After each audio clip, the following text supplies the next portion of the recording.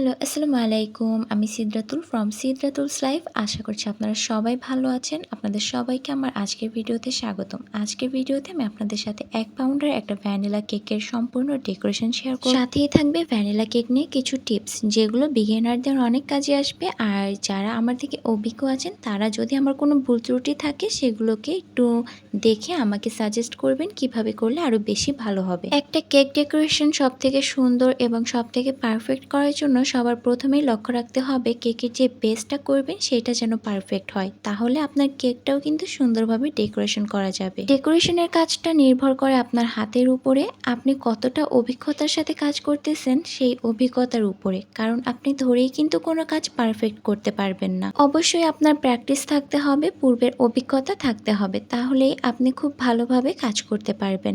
অবশ্যই প্র্যাকটিসটা কিন্তু মাস্ট বি।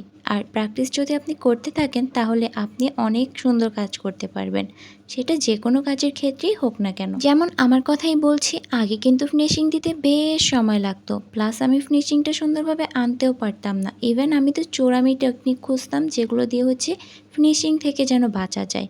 আর এর জন্য আমি কি করতাম জানেন? আমাদের যে ব্রেড নাইফ আছে সেটা ব্যবহার করতাম, কখনো কখনো স্ক্রাবার ব্যবহার করতাম, আবার কখনো ব্রাশ ব্যবহার করতাম। অয়েল ব্রাশ, যেই ব্রাশটা সেটাই ব্যবহার করতাম। এগুলো ব্যবহার করে আমি ফিনিশিং আনার যেই ভয়ানক কাজ, সেটা থেকে কিন্তু বেঁচে যেতাম। কিন্তু কাজ করতে করতে একটা পর্যায়ে আমার এই হাতের ফিনিশিং আনাটাও বেশ ভালোই হতে লাগলো। তখন বুঝলাম যে আসলে আমরা কাজকে ভয় না পেয়ে সেই কাজটার সাথে যদি নিজেকে মানিয়ে নেই বা সুন্দরভাবে কাজটাকে করি, তাহলে কিন্তু আর কোনো সমস্যা থাকে না, বরং কাজটা আমরা বেশ ভালোভাবে শিখেও যেতে পারি।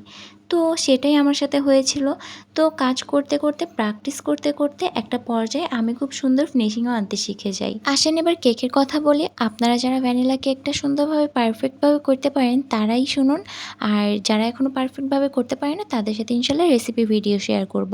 তো ডেকোরেশনের ক্ষেত্রে যখন আপনারা কেকটায় সুগার সিরাপ ব্যবহার করবেন, এই জায়গাটাতে মিল্ক সিরাপ ব্যবহার করতে পারেন। কেকের টেস্টটা কিন্তু দ্বিগুণ হয়ে যাবে।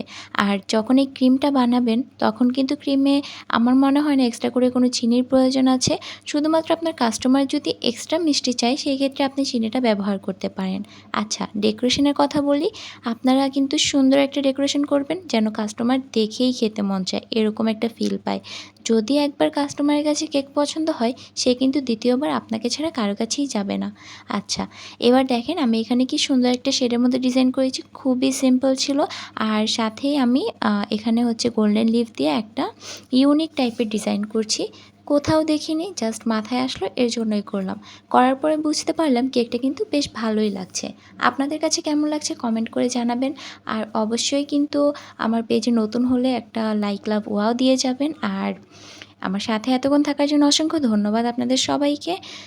আর এই তো আমি এখানে ফন্ডেন্ট দিয়ে সুন্দর করে একটা থ্যাংক ইউ লিখে দিয়েছি।